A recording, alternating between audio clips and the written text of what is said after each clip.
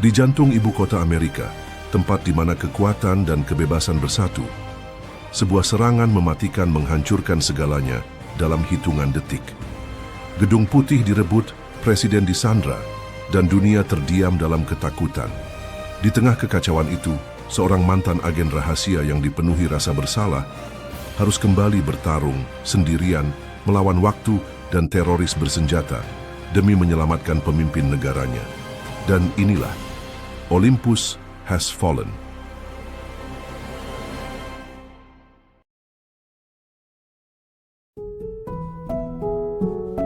Film diawali di sebuah lokasi bernama Camp David, tempat peristirahatan resmi bagi Presiden Amerika Serikat. Terlihat Presiden Amerika, Benjamin Asher, sedang berlatih tinju bersama salah satu pengawal pribadinya bernama Mike Banning.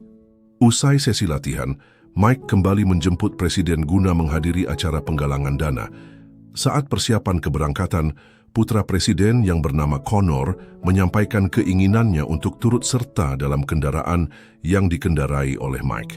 Mike pun memberikan izin. Kemudian ia menginstruksikan seorang agen bernama Dave Forbes untuk tetap tinggal dan menjaga kediaman resmi Presiden. Setelah seluruh persiapan selesai, keluarga Presiden beserta seluruh tim pengamanan segera berangkat. Di tengah perjalanan, Mike mengimbau seluruh anggota untuk tetap waspada. Namun tanpa diduga, situasi yang tidak diinginkan terjadi akibat kondisi cuaca yang memburuk. Kendaraan yang ditumpangi oleh Presiden beserta ibu negara mengalami kecelakaan.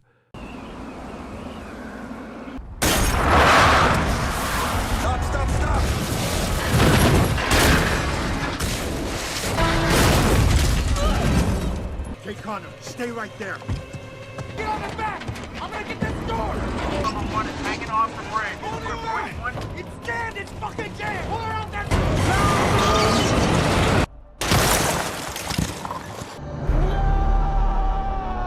Mike berhasil mengevakuasi Presiden dari dalam kendaraan, namun sayangnya tidak berhasil menyelamatkan ibu negara.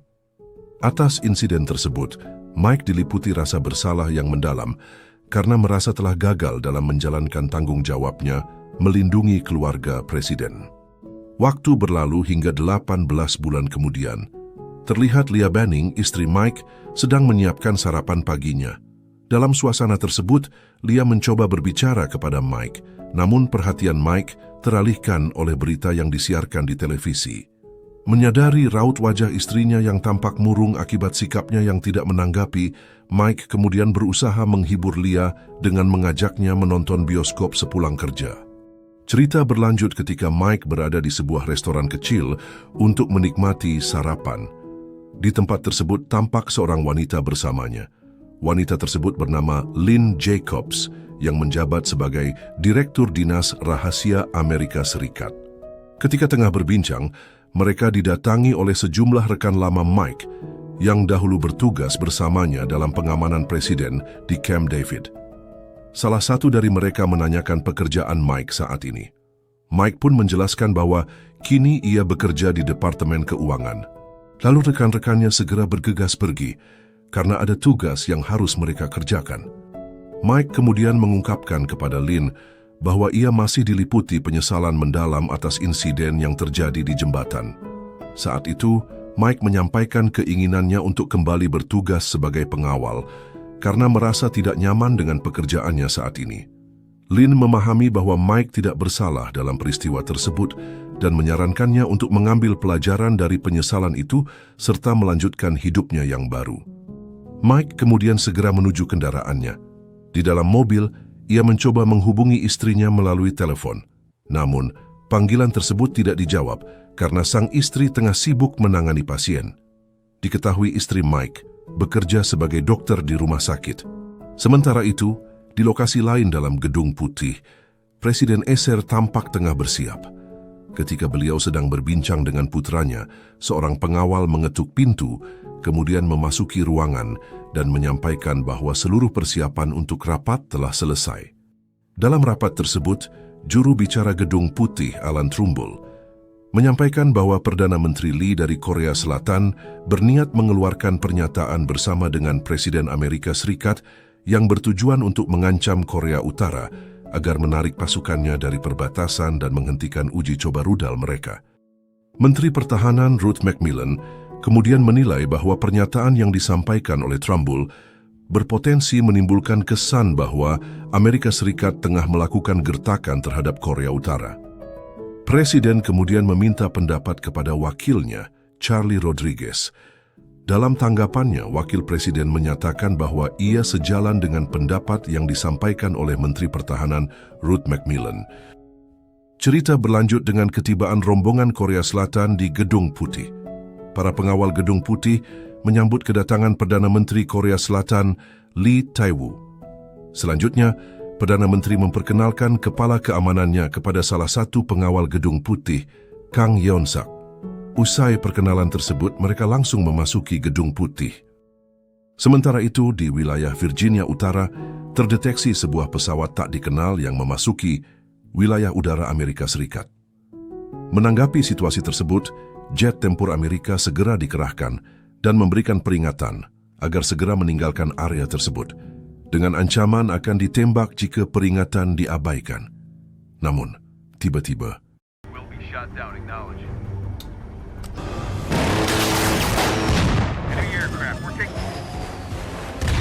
pesawat asing itu kemudian pergi menuju Washington DC. Kembali kepada Presiden, saat berlangsungnya rapat dengan Menteri Lee, seorang pengawal memberikan laporan bahwa telah terjadi sebuah serangan. Menyikapi situasi tersebut, Presiden beserta tamu negara segera diarahkan oleh tim pengamanan Gedung Putih menuju bunker bawah tanah. Seluruh pasukan penjaga di Gedung Putih pun segera bersiaga untuk menghadapi kemungkinan serangan lanjutan. Tak berselang lama, sebuah pesawat mencurigakan tampak terbang rendah di atas wilayah Washington DC. Saat itu, Mike tengah bekerja, lalu ia menoleh keluar jendela dan menyaksikan adanya serangan di sekitar Gedung Putih. Ia pun segera bergegas menuju lokasi kejadian. Tak lama kemudian, jet tempur Amerika tiba di lokasi dan segera meluncurkan rudalnya ke arah pesawat asing tersebut hingga akhirnya berhasil dijatuhkan.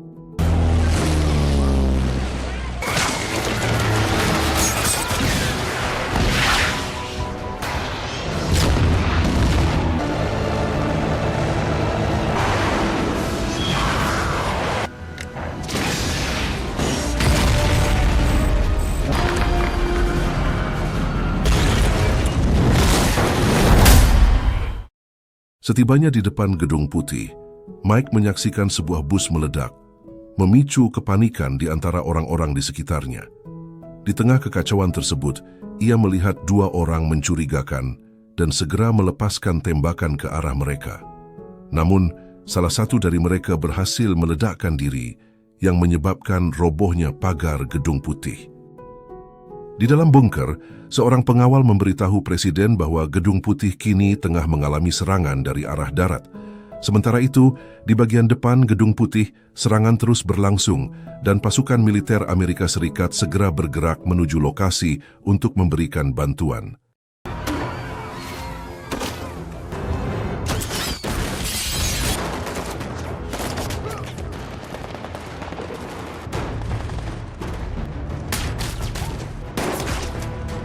Sebuah peristiwa tak terduga pun terjadi. Di dalam bunker, Kepala Keamanan Perdana Menteri Lee, Kang Yeon-sak, bersama anak buahnya, tiba-tiba melepaskan tembakan ke arah seluruh pasukan pengamanan Presiden Amerika Serikat.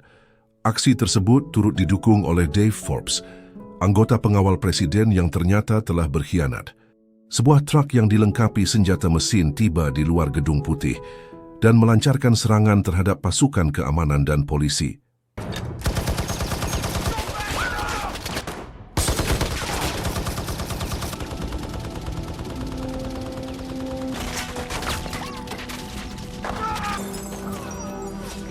Akibat serangan tersebut, seluruh pasukan keamanan gugur dan kini hanya Mike yang tersisa. Para teroris pun telah berhasil memasuki Gedung Putih. Di dalam bunker, salah satu anak buah Kang yang bernama Lee menonaktifkan sistem pemantauan untuk mempermudah para teroris di luar menghabisi seluruh penjaga. Sementara itu, di luar bunker, terlihat bahwa Gedung Putih telah sepenuhnya dikuasai oleh kelompok teroris.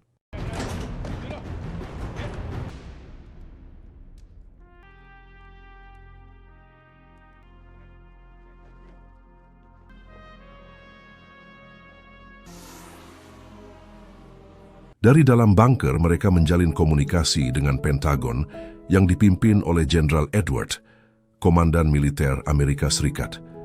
Melalui siaran video, terlihat Perdana Menteri Lee dieksekusi oleh para teroris.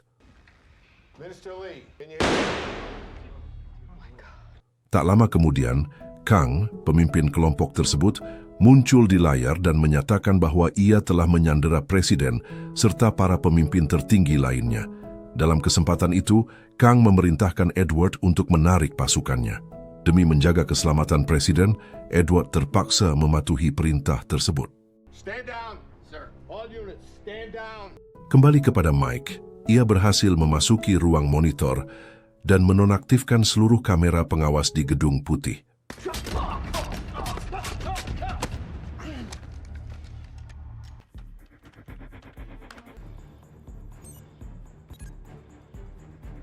Sementara itu, di rumah sakit, istrinya, Lia, yang berprofesi sebagai dokter, tengah menangani lonjakan jumlah pasien yang terluka akibat serangan di Gedung Putih. Di tengah kesibukannya, Lia mencoba menghubungi Mike, namun tidak mendapatkan respons. Kembali ke dalam bunker, Dave Forbes menyatakan kepada presiden bahwa pengkhianatannya didasarkan pada keyakinan bahwa sang presiden telah lebih dahulu mengkhianati Amerika Serikat dengan menjual negara tersebut. Setelah itu, pemimpin kelompok Kang memerintahkan anak buahnya untuk mencari Connor, putra presiden. Sementara itu, di Pentagon, karena presiden dan wakil presiden Amerika Serikat sedang disandra, Alan Trumbull secara resmi diangkat sebagai presiden sementara Amerika Serikat di bawah pengawasan Menteri Pertahanan. Kembali kepada Mike, ia memasuki ruang presiden dan mengambil telepon satelit untuk menghubungi Pentagon. Lin kemudian memberitahunya bahwa presiden tengah disandera di dalam bunker. Ketika Mike menanyakan tujuan para teroris, pihak Pentagon belum memiliki informasi yang jelas. Lin juga menyampaikan bahwa Connor, putra presiden, kemungkinan besar masih berada di dalam gedung. Tiba-tiba, seorang teroris masuk ke ruang presiden.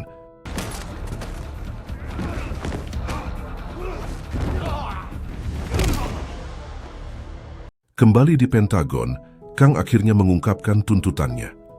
Ia memerintahkan Trumbull untuk menarik armada ke-7 dari perairan Jepang dan menarik seluruh pasukan Amerika dari wilayah zona bebas. Jika Trumbull menolak, Kang mengancam akan mengeksekusi para pejabat satu persatu. Ia memberikan batas waktu hingga fajar. Trumbull kemudian menginstruksikan agar fasilitas penyimpanan nuklir diamankan, serta memerintahkan bawahannya untuk segera menghubungi pihak Korea Utara, Rusia, Tiongkok, Inggris, dan Prancis guna membahas situasi tersebut. Di dalam bunker, Kang menuntut Laksamana Nathan untuk menyerahkan kode Cerberus. Dalam upayanya memaksa, Kang menempelkan pisau ke leher sang Laksamana. Tidak tega melihat situasi tersebut, Presiden akhirnya memerintahkan Nathan untuk memberikan kodenya. Akibatnya, kode pertama berhasil dimasukkan.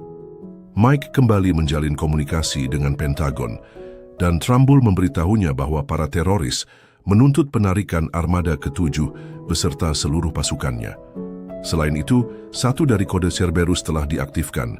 Cerberus sendiri merupakan protokol militer tingkat tinggi yang sangat rahasia, dirancang untuk menghancurkan rudal balistik yang membawa hulu ledak nuklir. Bahkan, jika sebuah rudal nuklir berhasil diluncurkan, Cerberus adalah satu-satunya sistem yang mampu menghentikannya sebelum mencapai sasaran. Kode Cerberus hanya dimiliki oleh 3 orang, yakni Presiden, Menteri Pertahanan, dan Kepala Staf Gabungan. Saat ini seluruhnya berada di dalam bunker yang sedang disandra. Mike kemudian meminta agar kode Cerberus diubah. Ray Monroe menjelaskan bahwa satu-satunya cara untuk melakukannya adalah langsung melalui komputer yang menyimpan sistem tersebut, dan komputer itu berada di dalam bunker. Trumbull lalu memerintahkan Mike untuk segera menemukan dan menyelamatkan Connor, putra presiden, dari lokasi tersebut. Jika tidak, para teroris kemungkinan akan memanfaatkannya sebagai alat untuk mengancam presiden. Di dalam bunker, Kang melihat keberadaan Mike melalui rekaman CCTV. Forbes kemudian meyakinkan Kang bahwa Mike bukanlah ancaman yang patut dikhawatirkan. Namun demikian, Kang tetap memerintahkan anak buahnya untuk mencari dan menangkap Mike. Mike tampak memasuki ruang Lincoln, sementara para teroris di luar ruangan bergerak menuju lokasi yang sama. Saat mereka tiba, ruangan itu tampak kosong. Kang kemudian melihat sketsa bangunan di komputer dan menyimpulkan bahwa Mike bersembunyi di balik dinding. Di saat yang sama, Mike menemukan Connor yang ternyata bersembunyi di balik dinding tersebut. Ia segera menghubungi Pentagon untuk melaporkan bahwa Connor telah ditemukan dan akan segera dievakuasi dari tempat itu. Merasa ada sesuatu yang mencurigakan, para teroris langsung melepaskan tembakan ke arah dinding.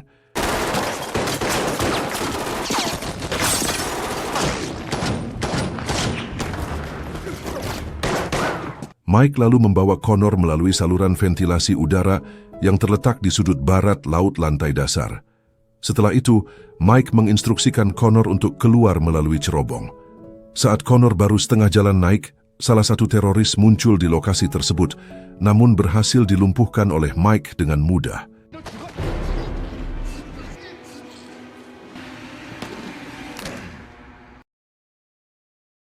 Mike kembali memerintahkan Connor untuk memanjat cerobong. Sementara itu, di luar Gedung Putih, pasukan militer segera bergerak menjemput Connor dan berhasil mengevakuasinya dengan selamat. Hold your position. Hostiles in the area. Set one. Company. You okay?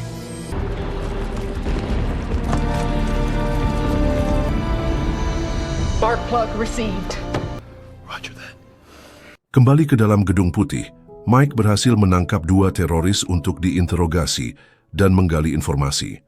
Is how to extract information from people like you. No, it's funny. I know. I get it.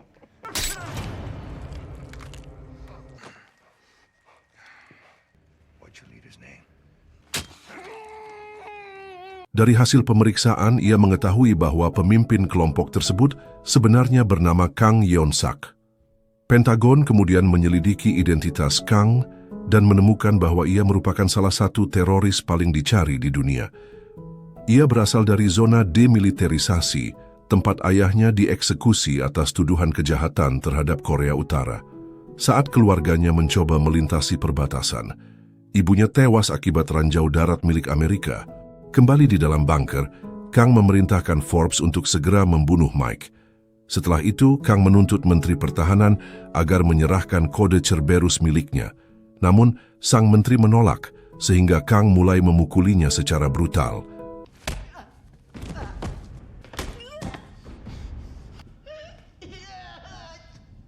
Melihat aksi penyiksaan tersebut, Presiden tidak tahan dan akhirnya memerintahkan Menteri Pertahanan untuk menyerahkan kodenya. Akibatnya, kode Cerberus kedua berhasil dimasukkan. Sementara itu, Forbes akhirnya bertemu dengan Mike. Saat itu, ia masih berpura-pura menjadi anggota pengamanan Gedung Putih. Namun, begitu Forbes menyebutkan nama pemimpin teroris, Mike langsung menyadari identitas dan pengkhianatan Forbes yang sebenarnya.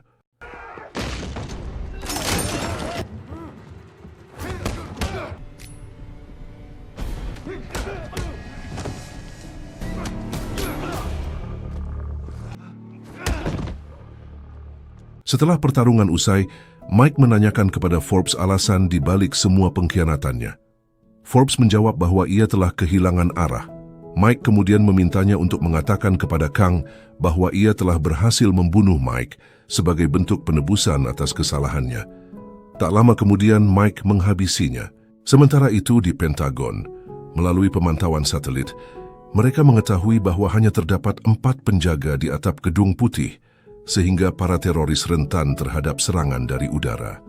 Menyadari peluang tersebut, Trumbull memerintahkan Angkatan Udara untuk melancarkan operasi perebutan kembali Gedung Putih.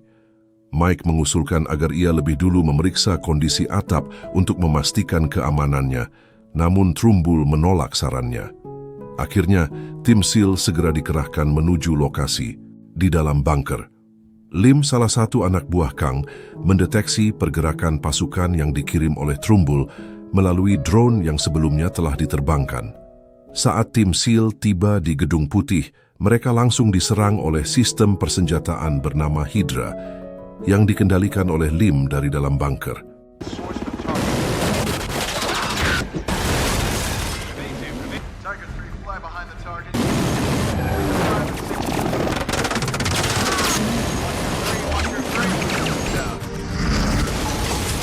Melihat situasi tersebut, Trumbull segera memerintahkan pembatalan misi.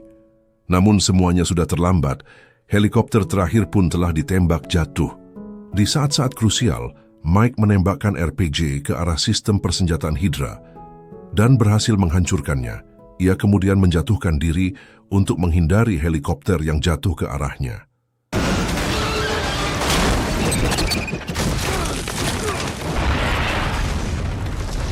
Sementara itu, Kang mengeksekusi salah satu pejabat dan mengancam akan membunuh presiden jika Trumbull terus mencoba bertindak, yang pada akhirnya sia-sia.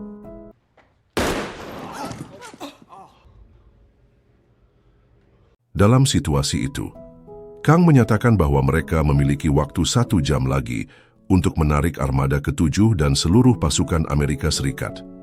Setelah tuntutan tersebut dipenuhi, ia meminta sebuah helikopter dengan tangki bahan bakar penuh, lalu disiapkan di halaman utara.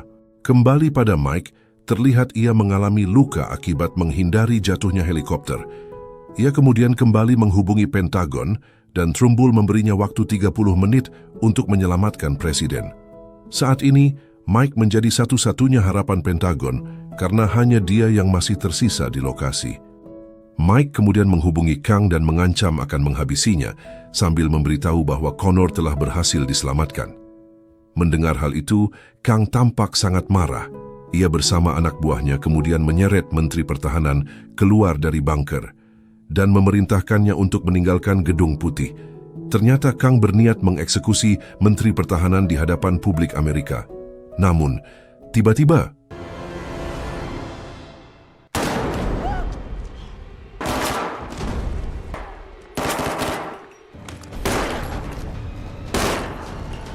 Menteri Pertahanan berhasil diselamatkan. Karena waktu telah habis, Trumbull akhirnya memerintahkan pengiriman helikopter untuk Kang sekaligus menarik armada ke-7 dari perairan Jepang dan seluruh pasukan dari zona demilitarisasi. Seluruh teroris di dalam bunker kemudian mengenakan penutup kepala dan pakaian yang sama dengan para sandera, lalu mereka keluar bersama-sama dari Gedung Putih. Para penembak jitu Amerika tidak dapat membedakan antara presiden dan para teroris karena semua orang mengenakan pakaian dan penutup kepala yang sama. Seluruh kelompok berhasil naik ke helikopter, namun sesaat setelah lepas landas, helikopter itu meledak.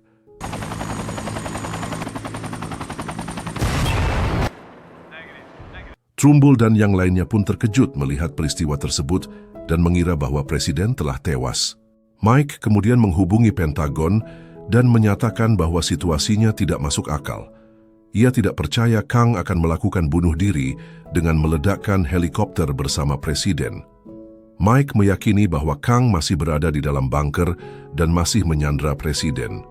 Mike pun kembali masuk ke dalam dan dugaannya terbukti benar. Kang beserta sisa anak buahnya masih berada di dalam bunker bersama presiden. Kini kode Cerberus ketiga telah berhasil diaktifkan. Jika tidak dihentikan, puluhan juta warga Amerika akan tewas dan negara itu akan berubah menjadi daratan tandus dan dingin akibat ledakan nuklir. Waktu yang tersisa hanya tinggal beberapa menit.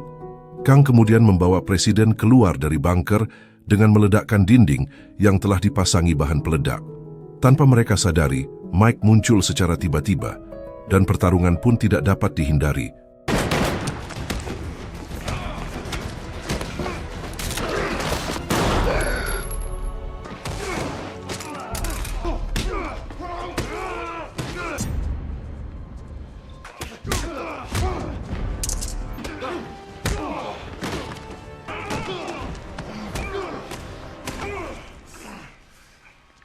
Come on, Mike. Looks like you failed again, Mike.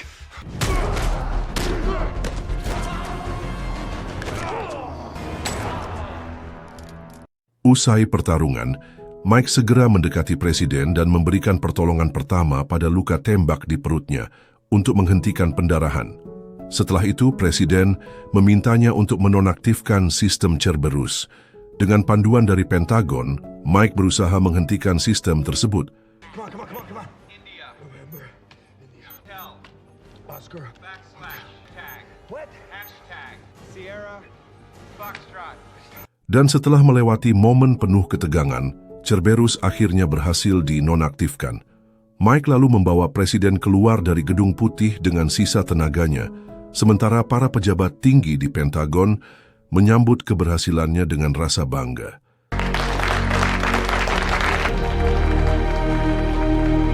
Setelah di luar, Mike ditemui oleh istrinya. Dan film pun berakhir.